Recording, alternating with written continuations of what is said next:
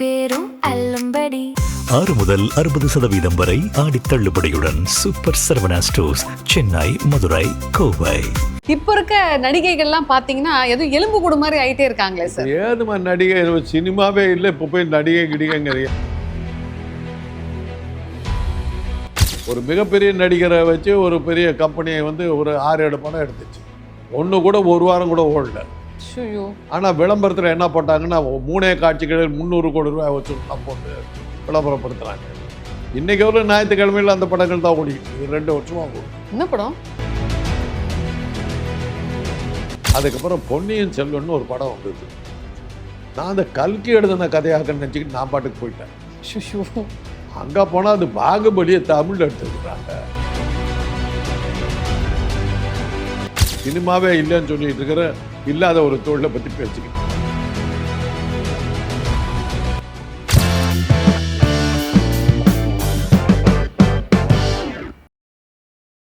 Welcome back. நம்ம கூட doctor Kantharaj இருக்காரு. நிறைய விஷயங்கள் காரசாரமாக நம்ம கூட பேசிகிட்டு இருக்காரு. சார், இப்போ நீங்கள் சொன்னீங்க இல்லையா, அதே மாதிரி இப்போ இது நம்ம ஆளுன்னு சொல்லிட்டு பாக்கியராஜ் சார் கூட நடிச்சிருப்பாரு. அந்த படம் கூட வந்து ஆரம்பத்தில் இவர் ஒரு மாதிரி ஆன்டி பிராமின் மாதிரிலாம் சில விஷயங்கள் ஆரம்ப படங்களில் வந்து ஒரு கிழக்க போகிற ரயிலில் கிளைமேக்ஸ் சீன் வரும். அந்த கிராமத்தில் மழை கடுமையாக மழை பெஞ்சிக்கிட்டு இருக்கும். 5 நாள் விடாமல் பெய்யுது. வானிலை அறிக்கை வந்து இப்போதைக்கு நிற்கிற மாதிரி தெரியல. எல்லாம் என்ன சொல்கிறாங்கன்னா, இந்த வெள்ளம் இந்த மழை இன்னும் நீடிச்சதுன்னா ஊரே முழுகி போகும் அப்படிங்கிற அளவுக்கு பயம் வந்துடும். இதை எப்படி நான் நிறுத்துறதுன்னும் போது ஒரு சாமியார் சொல்லுவார், இந்த மாதிரியான அங்கலட்சணம் உள்ள ஒரு கன்னி பெண், கல்யாணம் ஆகாத ஒரு பெண் நிர்வாணமாக கிராமம் பூரா நடந்து வந்தான்னா இது நிற்கும், அதுதான் ஒரே வழி அப்படின்னும் போது உடனே ஊர் பஞ்சாயத்து கூடி எல்லா பெண்களையும் கூட்டு வர சொல்லுவாங்க. அப்போ அந்த ஊர் கோயில் குருக்கள் பிராமின் நல்ல காலட்டி நம்ம பொண்ணை ஊருக்கு அமிச்சிட்டோம் அப்படின்னு. அதே மாதிரி கிழக்கு இது சிவப்பு ரோஜாக்களில் ஒரு ஆன்டி பிராமன் இது வரும். தினமணிக்கு எதிர் விமர்சனமும் எழுதிச்சு, ஏன் உங்களுக்கு பிராமணர்கள் மீது இவ்வளவு வெறுப்புன்னு. ஏன் அது அந்த மாதிரி அவருடைய ஆரம்ப கால படங்களில் வந்து ஆன்டி பிராமின் இதெல்லாம் இருந்தது. அதுக்கப்புறம் அதெல்லாம் இல்லைன்னு வச்சுக்க. இது நம்ம ஆள் படத்தில் வந்து பிராமணர்களை உயர்த்தி தான் காட்டினார். ஆனால் அதுவே வந்து கொஞ்சம் பிராமணர்களுக்கு இது பண்ண முடியல, அவங்களால தாக்கியும் பேச முடியல. ஏன்னா அதுக்கு வசனம் பாலகுமாரன்னு போட்டார். ஏன்னா வசனம் எழுதணும் பிராமின், பேசாமல் விட்டார். கலைஞர் அந்த படத்தை பெருசாக ரசித்தார், அதுக்கு விழாவெல்லாம் எடுத்தார். அது மாதிரி சமூக அக்கறை உள்ள படங்கள்னு நம்ம எதுவுமே சொல்ல முடியாது. ஆனால் ஒரு சினிமாவுக்கு எதுக்கு போகிறோம், மன கவலைகளை மறந்து சந்தோஷமாக இருந்துட்டு வரணுங்கிறதுக்காக போகிறோம். அதை பூரா அவருடைய படங்கள் இருக்கு. ஆமாம் சார். பவுனு தான் ருத்ரா நான் ரொம்ப ரசிச்சு எங்கள் வயசு போய் நாளை வா, எங்கள் வயசுக்கு தகுந்த மாதிரி இருந்த படமே அந்த இன்று போய் நாளாவே தான். நாங்கள் படிக்கும்போது என்னென்ன கூத்தடிச்சோமோ அது பூரா அந்த படத்தில் காட்டினாங்க. எதிர் வீட்டில் ஒரு பொண்ணு இருந்தால் என்னென்ன அட்டகாசம் அவளை கவர்றதுக்காக என்னென்ன பண்ணுவோமோ அத்தனை அந்த படத்தில் காட்டினார். இன்றைக்கும் எங்களை வச்சு எடுத்த மாதிரி படமாக தான் நான் அதை பார்ப்பேன். அதே மாதிரி ஒரு கை ஓசை படத்தில் அவர் ஆரம்பத்தில் வந்து தற்கொலை பண்ணிக்கிறதுக்காக சில முயற்சிகள் பண்ணுவார். அது சாவரத்துக்கு போகிற ஒரு கதாநாயகனை பார்த்து சிரிக்கிற அளவுக்கு காமெடியாக எடுத்துருப்பார். அது மாதிரி காமெடின்னு எடுத்து கொஞ்சம் த்ரில்லர்னு எடுத்திங்கன்னாக்கா விடியும் வரை காத்திரு, பயங்கரமான ஒரு சைக்கோ கில்லராக வருவார். கொண்டாட்டி எப்படி கொல்றதுங்கிறது பல்வேறு வகையான பிளான் பண்ணுவார். ஐயோ, அதான் பார்த்தா அவ்வளோதான். அதில் கராத்தே மணி வந்து தான் துப்பறி ஹீரோராக வந்து மாட்டி விட பார்ப்பார், அவர் பிடிப்பார். அது கொலகாரனாக வருவார் அந்த படத்தில். அதே மாதிரி கைதியின் டைரி ஒரு வித்தியாசமான படம், அரசியல் எல்லாமே சேர்த்து எடுத்திருந்தாங்க. அந்த மாதிரி படம், அது மாதிரி சில படங்கள் இருக்குது. அதுக்கு மேலே நம்ம வந்து சமூக அக்கறை உள்ள படங்கள் நம்ம ஏன் சார், இப்போது எங்கச்சன் ராசுன்னு ஒரு படம் வந்திருக்கும். எது எங்கச்சன் ராசு? அதில் வந்து அவரோட அம்மா கேரக்டரில் ஒருத்தவங்க நடிச்சிருப்பாங்க. அவங்க கூட இவரோட டெத்துக்கு அழுதுகிட்டே வந்திருப்பாங்க. எனக்கு அவங்க பேர் CR சரஸ்வதி அம்மா. அவங்க வந்து பாக்கியராஜோட சாவுக்கு வந்து அழுத மாதிரியே வந்திருப்பாங்க. அப்போது அந்த படம் வரும்போதே அவங்க ஒரு மிடில் ஏஜ் விமன் தான். அதே மாதிரி பாக்யராஜ் சாரோட சாவுக்கு வந்து கேஆர் விஜய் அம்மாவும் வந்திருப்பாங்க. ஸோ இவங்கெல்லாம் வந்து நல்லா ஒரு பப்ளியான ஒரு நடிகைகள், நல்லா இருக்காங்க, கடவுள் புண்ணியத்தில் நல்லா தான் இருக்கிறாங்க. இப்போ இருக்க நடிகைகள்லாம் பார்த்தீங்கன்னா எதுவும் எலும்பு கூடு மாதிரி ஆயிட்டே இருக்காங்களே சார். ஏதுமா நடிகை சினிமாவே இல்லை, இப்போ போய் நடிகை கிடிகைங்கிற எங்கே இருக்குது சினிமா? தெருவுக்கு 2 தேட்டர் இருந்தது, இப்போ எங்கே இருக்குது தேட்டரு? அண்ணா சாலையில் அண்ணா சாலைக்கு எழுத்து அப்படி எல்ஃபின்ஸ்டன் தேட்டர் ஆரம்பிக்கும். அப்படியே வரிசையாக சினிமா கொட்டாயாக வச்சுக்கிட்டு தீநகர் வரலும் போனீங்கன்னா 40 சினிமா கொட்டாயம் இருக்குது. இன்றைக்கி என்னடா இருக்குதுன்னா கேசினோ தேட்டர் இருக்குது, 3 நேரம் சினிமா. ஆமாம், இன்னும் இருக்குது, 3 ஷோ போடுறாங்க. அடுத்து அப்படியே தேவி தேட்டர் இருக்குது, 3 ஷோ போடுறாங்க, 2 தேட்டர் தான். ஈகா இது ஈகா தேட்டர்லாம் இருக்கே, ஈகா எல்லாம் அதெல்லாம் மால் ஆகிடுச்சுமா. மாலுக்குள்ளார ஒரு தியேட்டர் வச்சுருக்காங்க. அபிராமி மால் ஆகிடுச்சு, உள்ள ஒரு தியேட்டர் வச்சுருக்காங்க. எப்படி தேட்டரிங்க பாருங்க. மவுண்ட் ரோட்டில் சொல்லிட்டு இருக்க, உடனே ஈகாவுக்கு போகிறீங்க, ஊருக்குள்ளார தியேட்டர் இல்லை. சினிமா போயிடுச்சு, சினிமா அழிஞ்சிருச்சு. ஏன் வந்து நடிகைகள்லாம் இவ்வளோ ஒல்லியா எலும்பு கூடு மாதிரி இருக்காங்க சார்? வேலை இல்லை, சோத்துக்கலாட்டு.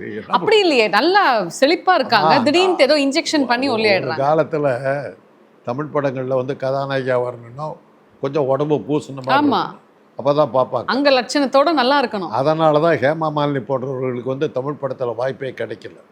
அந்த பொண்ணு விழுன்னு இருந்தது, ஃபீச்சர்ஸும் இல்லை. ஹிந்தியில் போய் பூந்து விளையாடுச்சு.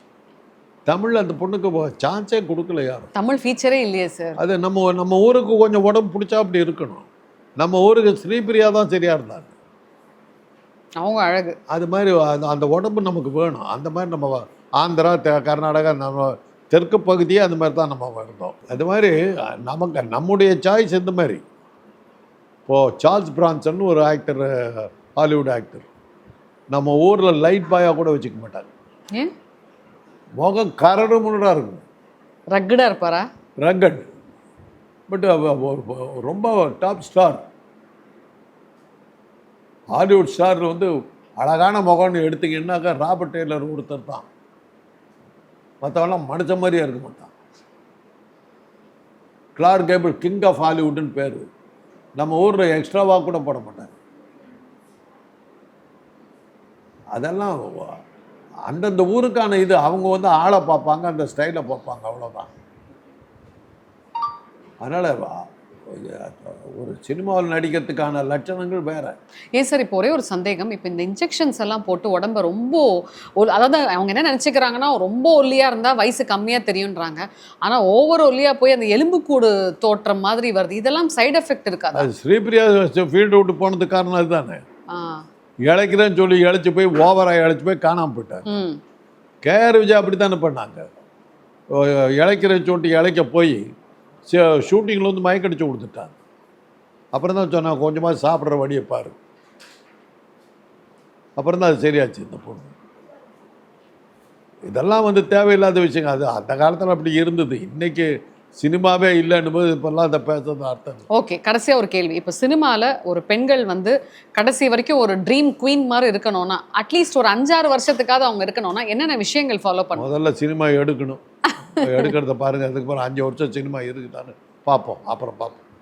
சினிமாவே இல்லைன்னு சொல்லிட்டு இருக்கிற இல்லாத ஒரு தொழிலை பற்றி பேசிக்கிட்டு என்ன சார் இப்படி சொல்லிட்டீங்க? எங்கே இருக்குதுமா சொல்லுங்கம்மா. மவுண்ட் ரோட்டில் சினிமா தேட்டரே இல்லைன்னு ஈகா இருக்குதே சாருங்கிறீங்க. ஏன் சொல்கிறதானே செங்கல்பட்டில் அந்த தேட்டர் இருக்குது. சார் சொல்கிறோம், ராக்கி தேட்டர் இருக்குது அம்பத்தூரில் இருக்குது, அவ்வளோதான். எத்தனை தேட்டர் இருந்தது? இப்போ 100 சாமின்னு ஒரு படம் வந்திருக்கேன், நல்லா தானே இருக்குது. அம்மாவுக்கு கல்யாணம் பண்ணி வைக்கிறாங்க. யாருக்கு தெரியும்? எனக்கு சினிமா ஒன்று வந்திருக்குது எப்படி தெரியும்னா, ஒரு வார பத்திரிக்கை வாங்குறாரு, அதில் விமர்சனம் போட்டிருக்கோம். ஸோ இந்த படம் வந்திருக்குதுன்னு. ஏமா படங்கள் சரியாக போகலைங்கிறதுக்கு ஒரு மிகப்பெரிய நடிகரை வச்சு ஒரு பெரிய கம்பெனியை வந்து ஒரு 6-7 படம் எடுத்துச்சு. ஒன்று கூட ஒரு வாரம் கூட ஓடல.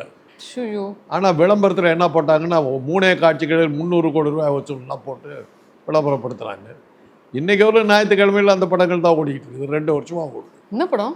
அதெல்லாம் நான் சொல்ல விரும்பலை. அதுக்கப்புறம் என்ன ஒத்திக்கிறதுக்கு வருவாங்க. அந்த படங்கள் திருப்பி ஞாயிற்றுக்கிழமையில் போடுறாங்க. அவ்வளோ பெரிய நஷ்டம். 2 வருஷமாக விடாமல் ஞாயிற்றுக்கிழமையில் போட்டுக்கிட்டு இருக்காங்க. அப்போ இன்னும் நஷ்டத்தை ஈடுகட்ட முடியல. அதுதான் இன்றைக்கி சினிமா. நீ எங்கே இருக்குது சினிமா? சினிமா இருந்தால பேசுறது. எல்லாமே சீரியல் வந்ததுக்கு பிறகு யாரும் இப்போ சினிமா பார்க்கறது இல்லைம்மா. அதான் உண்மை. வீட்டில் வந்து சினிமாவுக்கு போகலாம் அப்படின்னு சொன்னாக்கா, இல்லை இன்றைக்கி அந்த சீரியலில் அந்த டேர்னிங் பாயிண்ட் வருது, அதை பார்க்கணும், இன்றைக்கி நான் இன்னொரு நாள் போகலாங்க. நான் சினிமா பார்க்குறத வந்து கடைசியாக நான் பார்த்த படம் வந்து கேப்டன் மில்லர், நல்ல படம். அதுக்கப்புறம் பொன்னியின் செல்வன் ஒரு படம் வந்தது. நான் அந்த கல்கி எழுதின கதையாக நினச்சிக்கிட்டு நான் பாட்டுக்கு போயிட்டேன். அங்கே போனால் அது பாகுபலியை தமிழில் எடுத்துக்கிறாங்க. அந்த பொன்னியின் செல்வன் அந்த கல்கி எழுதின கதைகளுடைய கேரக்டர் பேரெல்லாம் வச்சு பாகுபலியை எடுத்திருக்காங்க. நான் கல்கி எழுதின கதை நினச்சி நான் போயிட்டேன். அதுக்கப்புறம் சொன்னேன், அப்பா இனிமேல் இந்த பக்கம் வரலடாப்பா. நான் பாகம் 2 எடுத்தாங்க, ஈக்காக்கா பார்க்க நீ படுத்தேன். அதான் எது எப்படியோ சார், இப்போ கவர்ச்சி தூக்கலாக இருக்குது, அதனால இண்டஸ்ட்ரி கொஞ்சம் தப்பிச்சுக்கும். கவர்ச்சி தூக்கலாக இருந்து யார் அதைப்பா இன்னைக்கு வந்து இப்போ சீரியல் வந்ததுக்கு பிறகு சினிமா வந்து உங்கள் மாதிரி கொஞ்சம் சீனியர் ஆளுங்களை தான் கேட்டுக்கிட்டு இருக்கீங்க. அவங்களுக்கெல்லாம் கூட சினிமா தெரியுமான்னு எனக்கு சந்தேகமாக இருக்கு. முடிஞ்சு போச்சுமா, முடிஞ்சு போச்சு சகாப்தம். அது சினிமாங்கிறது ஒரு காலம். ஆனால் என்னை போல் சினிமாவையே வாழ்க்கையோடு சேர்ந்து இருந்தது, எங்களுடைய வாழ்க்கையோடு சேர்ந்து இருந்தது. ஒரு படம் ரிலீஸ் ஆச்சுன்னா மேட்னி ஷோவிலே நம்ம பார்க்கலன்னா மான மரியாதையெல்லாம் போடும். ஐயோ பார்க்கலையா அப்படிமா, அப்படியே நமக்கு நெஞ்சு அடைச்சிக்கும். ஐயோ ஏதோ மிஸ் பண்ணிட்ட போட்டிருக்கேன். அந்த மாதிரி வாழ்ந்தவங்க நாங்கள். ஒரு நடிகர் வந்தாருன்னா அவன் ஸ்டைலில் அந்த காதலிக்க நேரமில்லை படம் வந்ததுமா, அன்னைக்கு வந்து ஏறத்தாழ ஒரு 75% தமிழ்நாட்டு மக்கள் நாகேஷ் மாதிரி இமிட்டேட் பண்ண ஆரம்பித்தாங்க, நாகேஷ் மாதிரி பேச ஆரம்பித்தாங்க. அந்த அளவுக்கு அவர் ஒரு இம்பேக்டை கிரியேட் பண்ணார். இன்றைக்கி அந்த படமெல்லாம் இன்றைக்கி அதெல்லாம் சீரியலில் நம்ம உட்காந்து பார்த்துக்கிட்டு இருக்கோம். சீரியலை பொறுத்தவரை பிரச்சனையே இல்லை, ஒரே கதை தான், கள்ள உறவுகள், பிரச்சனையே கிடையாது. கொஞ்சம் கூட சேஞ்ச் பண்ண மாட்டாங்க. அதாவது இப்போ ஒரு சீரியல் ஒன்று பார்க்குறேன், காட்டுக்குள்ளார அந்த கதாநாயகியும் அந்த இன்னொருத்தரும் சிக்கிக்கிறாங்க. அவங்கள வில்லன் துரத்துறான். வில்லன் துரத்தும் போது அந்த காட்டுக்குள்ளார ஓடுறாங்க. அவர் எடுக்கிற வழக்கம் அந்த சீரியல் டைரக்டர் எப்படி எடுப்பாருன்றா, நான் சொன்னேன், அந்த எங்கள் வேலைக்காரர் கூட பார்த்துக்கிட்டு, என்ன சாரா என்ன ஆகும்னாரு. இவர் இந்த டைரக்டர் எடுக்கிற ஸ்டைல் எப்படி இருக்கும்னா, காட்டுக்குள்ளார ஓடுவாங்க தப்பிக்கிறதுக்காக. காட்டுக்குள்ளார ஓடி தப்பிச்சிடுவாங்க நம்ம நினச்சோம்னா அங்கே ஒரு புலி இருக்கும். அந்த புலி இவங்களை துரத்தும். உடனே இவங்க வந்து புலிக்கிட்ட இருந்து தப்பிக்கிறதுக்காக ஓடும்போது வழியில் ஒரு குகை வரும். அந்த குகைக்குள்ளார ஓடுவாங்க. அந்த குகையில் போய் தப்பிச்சிக்கலான்னு பார்த்தாக்கா அங்கே ஒரு மலைப்பாம்பு இருக்கும். அந்த மலைப்பாம்புக்கிட்ட இருந்து தப்பிக்கலாம்னு சொல்லி அப்படியே ஓடினாக்கா குகைக்கு பின்பக்கம் ஒரு சின்ன பொந்து இருக்கும். அது வழியாக வெளியில் குதிப்பாங்க. குதிச்சா அங்கே ஒரு நீர்வீழ்ச்சி. அந்த நீர்வீழ்ச்சியில் விழுந்து அடிச்சுக்கிட்டு வருவாங்க. வைகை ஆற்றுல கொண்டு போய் சேர்த்துருவோம். வைகையில் வந்து வெள்ளம் ஓடும். அப்படியே அடிச்சுக்கிட்டு வந்து மதுரைக்கு வந்து, இது எங்கே தான் எண்டு, மதுரைக்கு வந்தாக்கா கரை ஒதுக்குவாங்க. கரை ஒதுக்கும் போது அங்கே ஒரு ஆட்டோ இருக்கும். அந்த ஆட்டோவில் அவங்க ஏறுவாங்க. போகிற வழியில் ஆட்டோ டயர் பஞ்சர் ஆகிடும். டயர் பஞ்சர் ஆனவுடனே அவர் வந்து ஒரு சைக்கிள் ரிக்ஷாவில் ஏற்றுவார். போகிற வழியில் சைக்கிள் ரிக்ஷாவை ஓட்டுறவருக்கு வந்து பிபி ஏறி அவர் மயக்கடிச்சு விழுந்துருவார். விழுந்த உடனே இவங்க இறங்கி நடந்து போய் வீட்டுக்கு போய் சேருவாங்க. போனால் வீடு பூட்டி இருக்கும். என்னன்னா எல்லாரும் கோயிலுக்கு போயிருக்காங்க. அப்போ அந்த நேரத்தில் அது ஊரில் இருந்த வில்லன் இல்லாமல் ஒரு புது இல்லைன்னா அறிமுகப்படுத்துவார். இந்த சீனெல்லாம் முடிக்கிறதுக்கு ஒரு 6 மாதம் ஆகும். அதாவது என்னன்னா அந்த அந்த சின்ன பொண்ணை வந்து கடத்தினது யாருன்னு அந்த பொண்ணு சொல்லணும், அவ்வளோதான் சீனு. ஆனால் எப்படி வளர்த்துறானுங்க இந்த சீனை ஓட்டுறதுக்கு இவ்வளோ நாள் பண்ணுவார். அதனால் அவசரப்படாத, எப்போ வேணாலும் நீ இந்த சீரியலை நிறுத்திட்டு எப்போ வேணாலும் ஆரம்பிச்சு பார்த்துக்கலாம் தான் சீரியல். இதுதான் சீரியலை பற்றி சுருக்கமாக சூப்பராக சொல்லிட்டாரு சார். நிறைய விஷயங்கள் இன்றைக்கி நம்ம ஜெம் டிவி நேயர்களுக்காக ரொம்ப யதார்த்தமான முறையில் கள்ளங்கவனம் இல்லாமல் நிறைய விஷயங்கள் ஷேர் பண்ணிங்க சார். மிக்க மகிழ்ச்சி. வேற ஒரு பதிவில் சந்திக்கிறோம்.